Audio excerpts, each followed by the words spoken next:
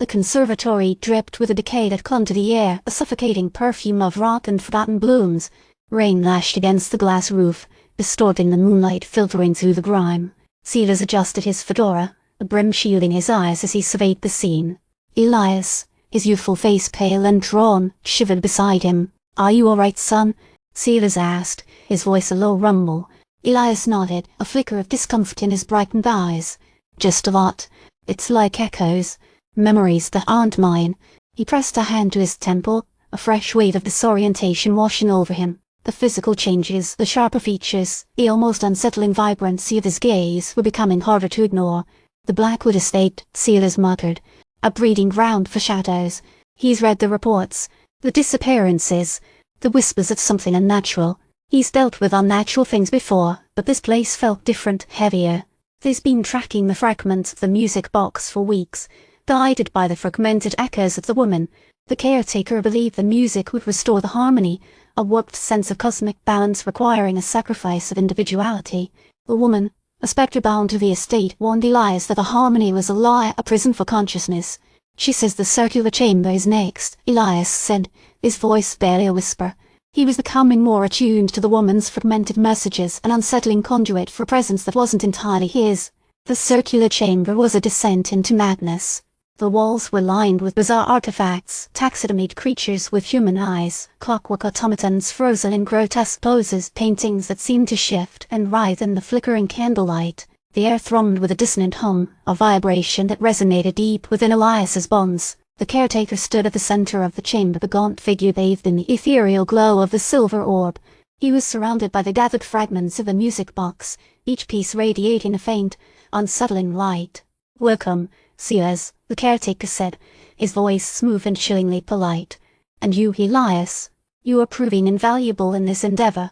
"What endeavor?" Silas asked, his hand instinctively reaching for the cold .45 tucked beneath his coat. "The restoration of harmony, of course," the caretaker replied, the manic glint in his eyes. "Humanity has strayed from its true path. We're fragmented, discordant. The music will reunite us, elevate us." Elias stumbled, another wave of fragmented memories crashing over him, images of swirling nebulae, of vast, unknowable geometries, of a voice that whispered promises and threats. "He's manipulating you," the fragmented woman's voice echoed in Elias's mind. Asterisk, the music is a cage, not a key. Asterisk.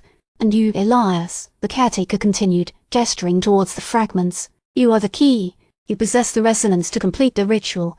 Silas didn't wait for an invitation. He drew his weapon, the click echoing in the oppressive silence. "Step away from him."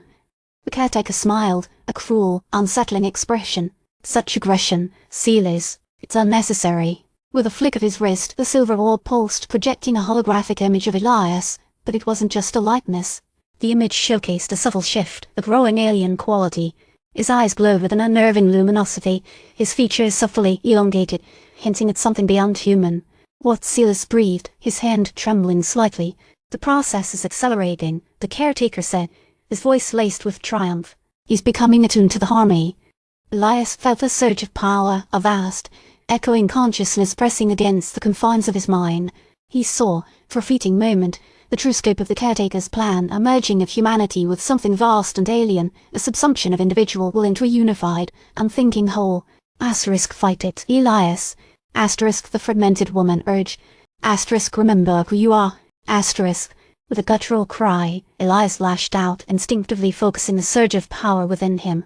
A wave of energy slammed into the caretaker, knocking him back against the wall. The fragments of the music box scattered, their unsettling glow momentarily extinguished.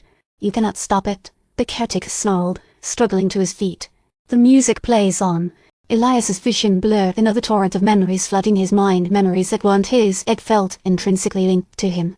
He saw the origins of a harmony, an ancient pact made between humanity and beings from beyond the stars, a pact built on the promise of ascension but sealed with the sacrifice of individuality. Silas, recovering from the blast, noticed a flicker of something alien in Elias's eyes, a cold, distant gaze that had nothing to do with the boy he's come to know. "What was that?"